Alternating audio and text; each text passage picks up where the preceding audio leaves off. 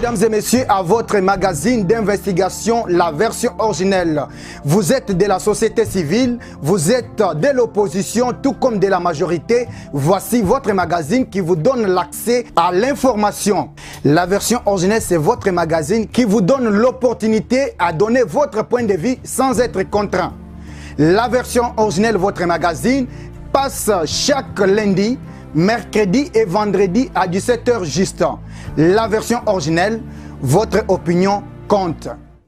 Mesdames et messieurs, bonjour et bienvenue à cette version originelle. La version originelle, c'est votre magazine qui vous donne toute l'actualité. Nous sommes ces jours au Kasaï central dans la ville de Kananga.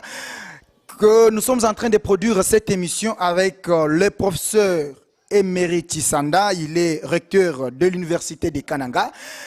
Ici, dans ces bureaux, ces beaux cadres, vous avez effectivement la possibilité de suivre cette émission à travers Peuple d'abord télévision et aussi écrivez tout simplement sur YouTube version originelle TV et vous avez l'intégralité et aussi sur Facebook si vous écrivez tout simplement Joseph Kayembe, vous aurez la possibilité de suivre cette émission.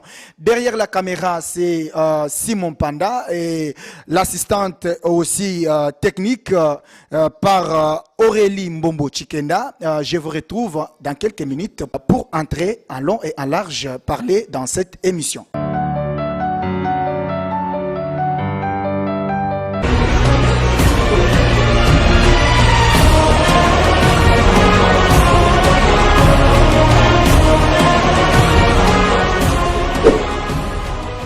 Comme je le disais tantôt, nous sommes à Kananga, au Kasaï central.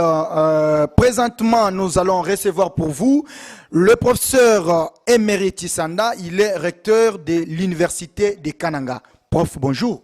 Bonjour, messieurs les journalistes. Vous allez...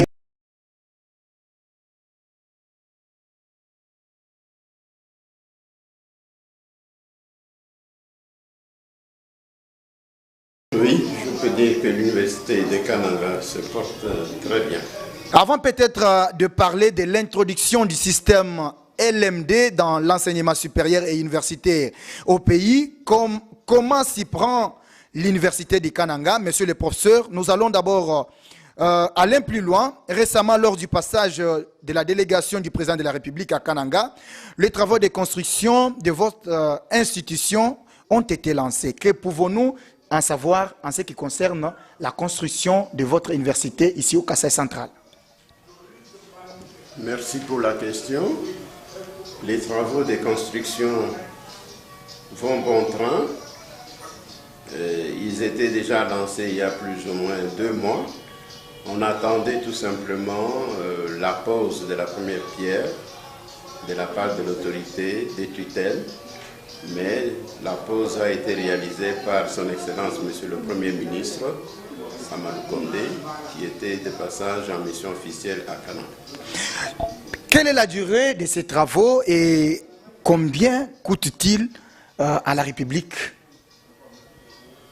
Bon, en ce qui concerne la durée, d'après les constructeurs, ils ont plus ou moins 3 années pour terminer les travaux de construction du nouveau campus moderne, cadeau de son Excellence, Monsieur le Président de la République, Félix-Antoine Tshisekedi. Et permettez que je profite de cette occasion pour lui exprimer nos vifs sentiments de gratitude pour ce bijou, ce beau cadeau qu'il offre à la population, non seulement de Kanangé, et à la population de Kananga, mais surtout à toute la population de l'espace kassaïen et pourquoi pas de la République démocratique du Congo, parce que l'université est ouverte à tout le monde. L'université de Kananga, monsieur le professeur, a 2 sites propres, notamment d'Intamboué Saint-Bernard et village Katambaï. Vos prédécesseurs, pour besoin de proximité avec les auditoires, avaient maintenu le rectorat en Tamboué. À votre avènement, vous les ramenez au centre-ville. Quelles sont vos vraies motivations? Oui, La direction de l'université était en Tamboué, mais à notre arrivée, nous avons constaté que l'université était en train de disparaître de la conscience de la population. Donc, la vraie motivation qui nous a poussé à mettre le bâtiment administratif au centre-ville, c'est tout simplement le problème de la visibilité d'abord. Donc il fallait que la population sache que l'université de Kananga est là, elle existe. Ensuite, il y a eu le problème d'inscription. Les étudiants trouvaient que c'était trop leur demander de quitter la cité, de quitter la ville pour aller prendre l'inscription à Katambayi, à plus de 15 km du centre-ville. Donc il fallait aider les jeunes gens à prendre facilement l'inscription au centre-ville et même à étudier en premier graduat au centre-ville.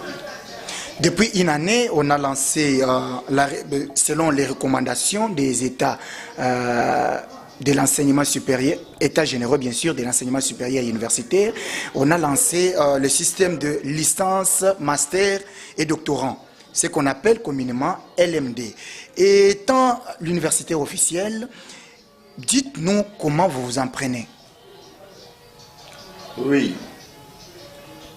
L'université de Kananga ne peut pas faire exception.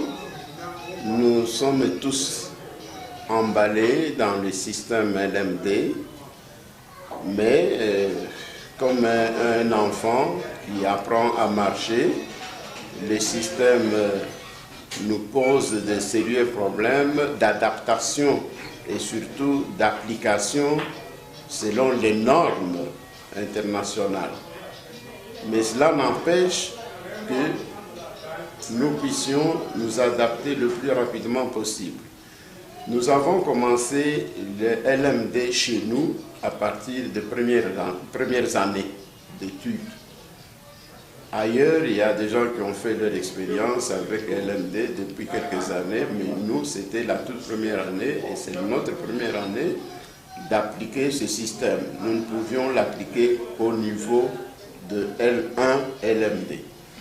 C'est ce que nous faisons. Alors que vous savez que l'ancien système, monsieur le professeur, posait encore des problèmes, parce que vous pouvez vous retrouver devant des étudiants qui ont fini, peut-être un licencié, un gradué, incapables valablement de s'exprimer en français, avec des petites lacunes. Et aujourd'hui, les ministres, avec tous les cadres qui avaient participé aux États généraux, sont passés directement à l'application de ces systèmes. Est-ce que vous pensez que réellement le système LMD peut apporter plus à l'évolution des étudiants congolais? Oui, le système LMD, comme tout système d'enseignement, a son côté positif et son côté négatif. C'est ce que nous voulons savoir. Du côté positif, le système LMD apporte beaucoup d'avantages. Par exemple? Par exemple, la mobilité des enseignants et même la mobilité des étudiants. Parce qu'avec le système LMD, les étudiants peuvent aller d'une université à l'autre. Un autre avantage est que l'étudiant peut progresser d'une année à l'autre tout en n'étant pas freiné parce qu'il a eu un échec dans telle ou telle branche. Mais il peut évoluer dans les années supérieures, quitte à revenir pour payer la dette qu'il a laissée dans les années antérieures. En quelque sorte aussi, ça peut aussi l'amener à devenir paresseux, sachant qu'à la fin de l'année, je ne pourrai pas échouer et je vais toujours continuer. C'est un problème de conscience. Un étudiant ne vient pas à l'école pour échouer. Mais s'il arrive qu'il échoue, c'est un problème de conscience. Donc il sait combien les parents se sacrifient pour lui. Et il ne peut pas venir à l'école pour s'amuser, pour échouer. Il vient pour réussir. Mais la route de la réussite n'est pas toujours facile. C'est une route rocailleuse. Il y a autant de cours, il faut satisfaire à tous les cours. Et ce n'est pas toujours facile pour tout le monde. Donc, le système ne peut pas encourager le mal. Le système encourage le bien. C'est pour le bien de l'étudiant. Et du côté négatif ou les inconvénients? Bon, les inconvénients, c'est au départ, nous n'avons pas encore suffisamment assimilé toutes les informations nécessaires pour assurer un enseignement nouveau aux étudiants. Donc, enseigner autrement. Voilà ce que LMD demande. Enseigner autrement et évaluer autrement. Et rendre service à la communauté. Donc, ce n'est pas chose facile. Ce sont des principes qui nécessitent beaucoup d'efforts, beaucoup d'abnégation pour arriver à les mettre réellement en pratique et obtenir les résultats escomptés. Dès lors que nous savons que les enseignants des universités, notamment les professeurs, les chefs de travaux, les assistants, se plaignent de leur salaire auprès du gouvernement central, est-ce que vous pensez qu'avec ce système, les enseignants des universités seront à mesure d'apporter le meilleur d'eux-mêmes pour l'évolution ou l'épanouissement de l'éducation supérieure dans notre pays? Merci pour la question, mais je pense que le problème des salaires n'a rien à voir avec le problème de la formation des étudiants. Même lorsqu'on ce n'est pas le système qui doit fixer les salaires, c'est l'État qui fixe les salaires en fonction du travail fourni par les enseignants. Mais lorsqu'on n'est pas motivé, on ne peut pas bien donner les cours, monsieur le professeur. Bon, si on n'est pas motivé, on ne peut pas bien donner cours, mais lorsque nous nous engageons dans l'enseignement, nous n'y allons pas comme des aveugles. Nous connaissons les salaires des enseignants. Mais pourtant, nous voulons aussi devenir enseignants. Nous avons tout un tas de demandes d'emploi ici, les jeunes gens qui cherchent à devenir assistants, mais ils connaissent l'essor de leurs grands... Par manque à faire, ils ne veulent pas rester à la maison.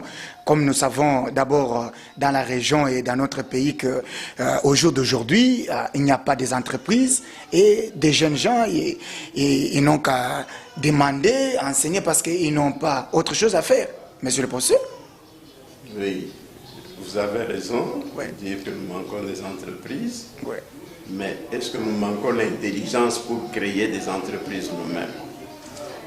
Est-ce que l'intelligence vraiment nous manque pour que nous puissions faire ce que les autres font ailleurs? Monsieur le professeur, pour créer les entreprises, il faut avoir des moyens. Ce n'est pas seulement l'intelligence. Cet apport seul ne peut pas suffire. Non. Il fallait peut-être apporter aussi les capitaux pour créer les entreprises. L'intelligence est à la base de tout. C'est l'intelligence qui crée.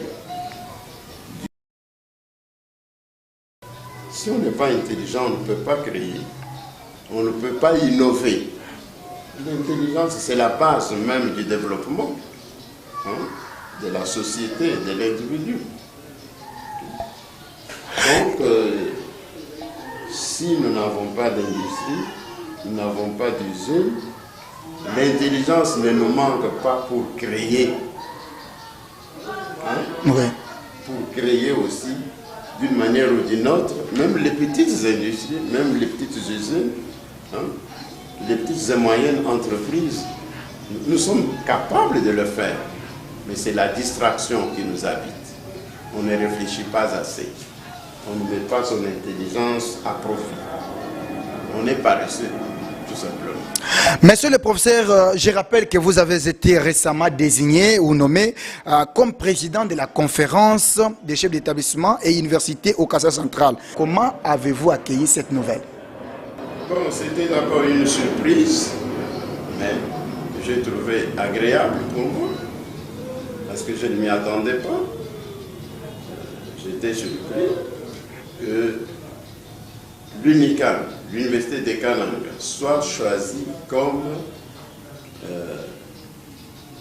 l'institution qui devait assumer la charge de la présidence de la conférence des chefs d'établissement de l'enseignement supérieur universitaire du Kasaï central. C'était une surprise et une surprise agréable pour moi.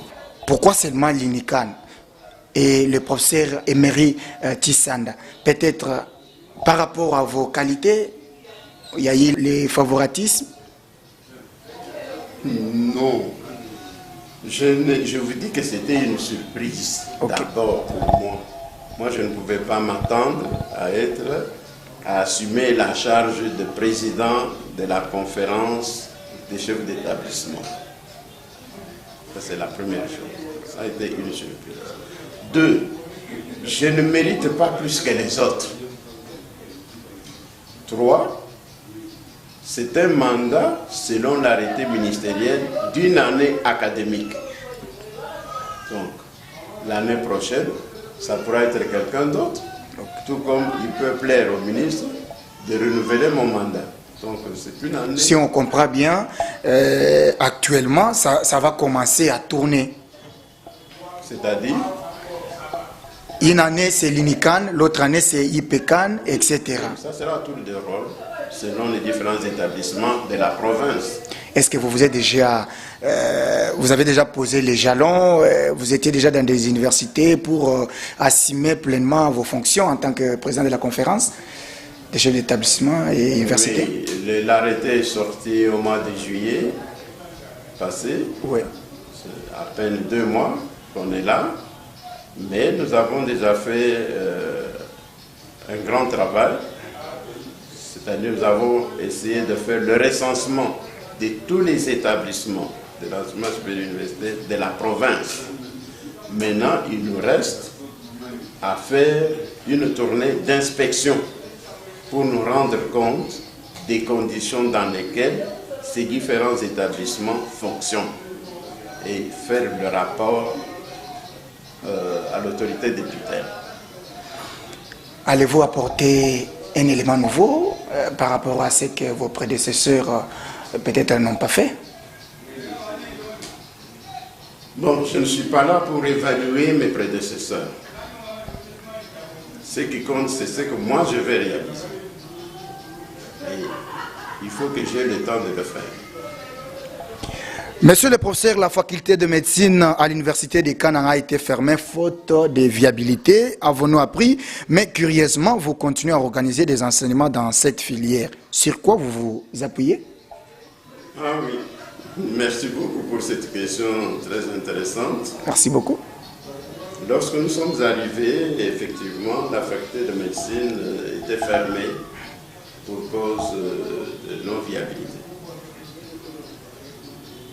Mais nous avons introduit notre recours auprès de l'autorité des tutelles parce que nous avions réuni toutes les conditions nécessaires pour être maintenus sur place, pour que la faculté fonctionne sur place.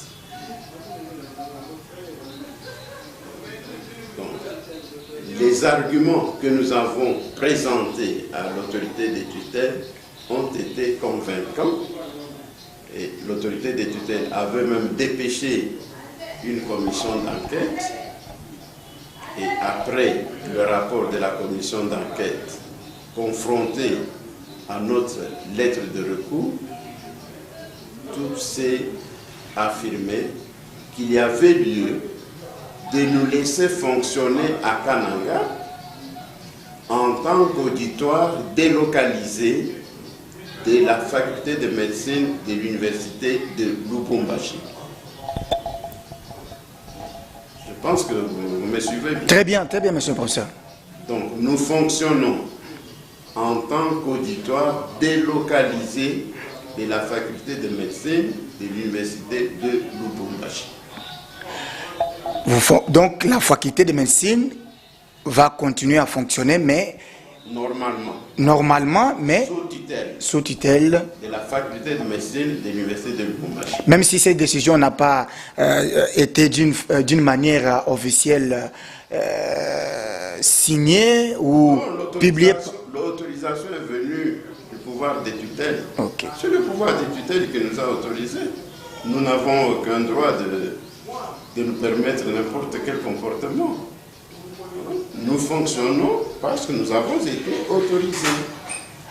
Certains établissements dans la République démocratique du Congo, je ne sais pas si aussi cette réalité au Kasai central, ne respectent pas les arrêtés fixant les frais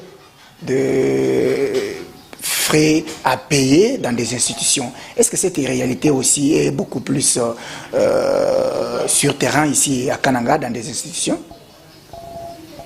Bon, je ne saurais pas vous dire qu'à Kananga, il y a des frais indûment payés. Hein? Je ne saurais pas vous dire qu'à Kananga, il y a des frais indûment payés par les étudiants. Oui. Parce que nous n'avons pas encore mené une enquête sérieuse à ce sujet-là. Mais je pense que ce problème-là ne se pose pas tellement au niveau du Kasai central. Sinon, nous aurions déjà eu beaucoup de plaintes de la part des parents. Nous n'avons pas encore enregistré de plaintes de ce côté-là. Et par rapport à l'enseignement supérieur et universitaire ici au Kasai central, il se peut que dans les temps, avec l'ancien système, il y avait aussi baisse de rendement. Je m'explique. Dans les temps, selon quelques études, les ressortissants du Kasai central représentaient valablement la province au niveau de la capitale et ailleurs. Et ce qui n'est pas réellement le cas au jour d'aujourd'hui. Cela est dit à quoi, monsieur le professeur? Je ne saurais pas confirmer votre affirmation, parce que je ne sais pas s'il y a eu réellement une étude systématiquement menée à ce sujet pour qu'on arrive au constat qu'aujourd'hui, les étudiants ou les élèves qui viennent du Kasai ne s'affirment pas ailleurs. Je ne sais pas. S'il y a eu une étude à ce sujet-là, je pense que à ce moment-là, je peux dire oui, c'est vrai, ou oui, c'est non. Plutôt, c'est pas vrai. Donc vous doutez quand même. Je doute de votre affirmation. Voilà, monsieur le professeur, d'abord par rapport au système LMD, vous allez regarder votre caméra, vous allez vous adressez d'abord aux étudiants à travers un message uniquement pour les étudiants, non seulement qui sont à l'université de Kananga, mais aussi dans toutes les institutions de la province du Kasai central. Et par après, un message particulier pour les enseignants qui vont encadrer ces étudiants sur l'ensemble de la province du Kasai central. Merci, messieurs les journalistes. Le grand message que je puisse adresser à tous les étudiants de la province du Kasai central est de se donner coréens à donner le meilleur d'eux-mêmes pour qu'ils puissent réussir. Parce que le Kasai central est une des provinces les plus pauvres du pays et les parents endurent et supportent beaucoup de sacrifices pour que leurs enfants puissent étudier. Donc, je demande aux étudiants d'avoir pitié de leurs parents, d'avoir pitié de ceux qui comptent sur eux pour qu'ils puissent prendre à cœur leurs études, qu'ils s'appliquent sérieusement et qu'ils fassent l'honneur des parents et qu'ils assurent leur avenir d'une manière consciente. Et aux enseignants? Aux enseignants, j'aimerais leur adresser ce petit message. J'admire d'abord leur dévouement et je les exhorte à faire davantage, à éviter tout ce qui est considéré comme antivaleur dans l'accomplissement de leurs tâches d'enseignant. Par antivaleur, j'entends par exemple la corruption, dont monnayer le point. J'entends par exemple le harcèlement sexuel. Donc, faire passer les jeunes filles parce qu'elles doivent se donner charnellement. J'entends aussi les laisser aller et les laisser faire, dans le sens qu'un étudiant qui n'a pas assisté au cours pendant au moins les 3/4 du temps imparti de la charge horaire et qu'il se trouve parmi les gens qui réussissent, parmi les étudiants qui réussissent. Ça, ce sont des choses que nous devons combattre. Donc les points claniquement attribués, sexuellement attribués, politiquement attribués, ce sont des antivaleurs que nous devons combattre sérieusement. Mesdames et messieurs, nous nous retrouvons au Kasaï central, principalement dans la ville de Kananga. Nous tendons vers la fin de cette émission. Je disais bien qu'on avait reçu pour vous le professeur Emery Tissanda. Il est le recteur de l'université de Kananga, également le président de la conférence de chefs d'établissement et université ici au Kasaï central. Monsieur le professeur, nous tendons vers la fin de cette émission. Maintenant, vous allez adresser un message et aussi aux politiques, au gouvernement central, parce qu'on a aussi tendance à assister à la pose des premières pierres, pas inauguration, et par après, ça reste comme ça, on n'a pas fini. Je ne sais pas si on peut être rassuré qu'effectivement, comme on a posé la première pierre, l'université de Kananga pourra bel et bien bénéficier de ces bâtiments, dont du président de la République et pourquoi pas du gouvernement central. Nous n'avons pas un message à adresser à l'autorité politique comme telle.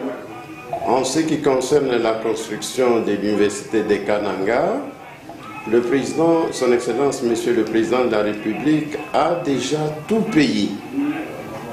Tous les frais qu'il faut pour la construction de cette université ont déjà été perçus par les constructeurs. Et nous pensons... Et c'est quelle entreprise? C'est CRP. CRP, c'est une entreprise russe. Ce sont des Russes qui avaient gagné le marché pour la construction. Ce sont les Russes qui construisent et en sous-traitance avec les Indiens. Donc, ils ont accusé un retard de 5 mois parce que les matériaux ont eu des difficultés à être acheminés à Kananga. Comme la province est tellement enclavée. Oui. Mais maintenant, ils ont pratiquement reçu tous les matériaux et tous les matériels. Alors, ils nous ont dit qu'ils vont travailler nuit et jour pour récupérer le retard qu'ils ont accusé. Et je pense que dans 3 mois, on verra les murs s'élever déjà sur le site. Et pourquoi toujours faire recours aux étrangers, aux expatriés, alors qu'à Kananga, il y a les jeunes qui ont besoin, qui maîtrisent, qui peuvent mieux faire, monsieur le recteur? Cela ne me concerne pas. Le marché a été lancé à tout le public. Il y a eu des concurrents, mais ce sont les Russes qui ont gagné le marché et c'est une entreprise internationale russe. Donc moi je n'ai rien à voir avec le problème de ce marché-là. Voilà, mesdames et messieurs, comme je le disais tantôt, nous sommes au Kasaï central, principalement dans la ville de Kananga. C'était un plaisir de recevoir un chevronné de la CRE, monsieur le professeur. Prof, vous avez fait combien de temps dans l'enseignement? Je suis enseignant depuis plusieurs années. D'abord, j'ai enseigné au cycle d'orientation à l'Institut Saint-Dominique Savio à Mikalayi, après mes humanités. Ensuite, j'ai enseigné dans plusieurs écoles secondaires de Lubumbashi. Et à l'université, c'est depuis 2011 que je suis enseignant. Est-ce que vous êtes fier d'être enseignant à l'université en République démocratique du Congo? Très fier même, très, pour ne pas dire trop. Voilà, nous tendons vers la fin de cette émission, mesdames et messieurs. Vous avez la capacité de suivre cette émission en écrivant tout simplement version originelle TV. Également, cette émission passe lundi, mercredi et vendredi sur la télévision Peuple d'abord à Kinshasa. Vous avez aussi la capacité de suivre cette émission en téléchargeant l'application OTT International, Blue OTT International, partout en République démocratique du Congo. Vous allez suivre Peuple d'abord télévision. Je suis Joseph Kaembe, derrière la caméra, c'est ingénieur Simon Mpanda. Aurélie Chikenda a également contribué à la réalisation de cette émission. Je vous retrouve très prochainement avec un autre invité. Merci à toutes et à tous.